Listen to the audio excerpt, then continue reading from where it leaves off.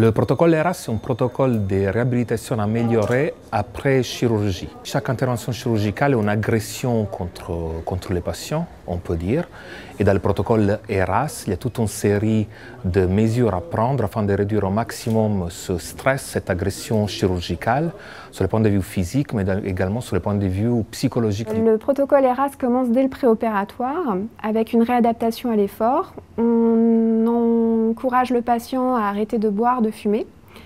Il peut consulter, si nécessaire, un kinésithérapeute pour le réadapter à l'effort, donc au niveau respiratoire. On ne prescrit plus de prémédication anxiolytique aux patients. De nouvelles données dans la littérature ont confirmé que ces molécules étaient inutiles, voire délétères pour la suite de la prise en charge. De même, on a beaucoup évolué au niveau de nos pratiques concernant le jeûne préopératoire. Les patients peuvent maintenant boire jusqu'à 2 heures avant leur intervention. En péropératoire, on insiste beaucoup sur la surveillance de la profondeur de l'anesthésie.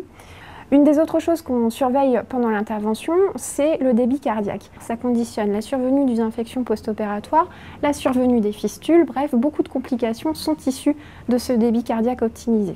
Une attention particulière est portée à la douleur post-opératoire. On utilise une anesthésie péridurale qui nous aide à la fois en péropératoire pour faire une économie des drogues qui sont injectées par voie intraveineuse, mais qui nous sert surtout en post-opératoire pour la douleur. Je me suis fait opérer de mon sigmoïde. On m'a dit qu'il existait un protocole ERAS, mais il fallait remplir certaines conditions. Et vu que je réunissais toutes les conditions, on a pu le mettre en pratique. En post-opératoire, je me suis retrouvée en salle de réveil, je me vois encore en salle de réveil, j'étais bien au chaud, j'avais aucune douleur, mais vraiment aucune douleur, j'étais vraiment bien. J'ai touché mon ventre, j'ai vu que j'avais pas de poche, donc déjà j'étais super contente, mais j'avais déjà aucune douleur et pas envie de vomir, parce qu'en général quand on m'opérait, j'avais toujours envie de vomir au réveil, là j'avais aucune envie de vomir. On m'a amené dans ma chambre, on m'a mis au fauteuil. Le patient remonte du bloc sans sauce gastrique, sans drain. Le lendemain de l'intervention, il peut déjà se lever et circuler dans les couloirs. Donc l'objectif était vraiment de diminuer les complications post-opératoires en reprenant une autonomie et une mobilité le plus précocement possible. On a constaté que les patients circulaient dans les couloirs à J1, J2 et pour étayer en fait et les stimuler à cette mobilité, il y a un deuxième projet qui a été créé, donc le projet Espace et Parcours de Forme, qui permet aux patients justement de se mobiliser d'une façon pédagogique et ludique. Tout ça, ça s'est traduit en une réduction des complications. Les patients se remettent plus vite, mangent plus rapidement, vont à la salle plus rapidement. On réduit les complications respiratoires qui sont liées au fait de rester tout le temps au lit.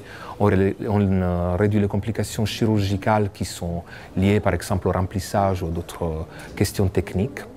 Et les patients sont plus contents et sortent plus tôt.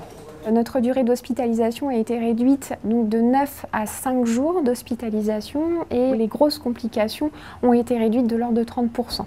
Grâce à nos résultats très importants, la Société mondiale ERAS nous a contactés, nous a proposé de devenir centre de formation ERAS. Donc on est devenu le deuxième centre en France de formation après Lyon. Donc ça c'est très important pour nous, c'est une reconnaissance de nos efforts et nos résultats concernant ces patients.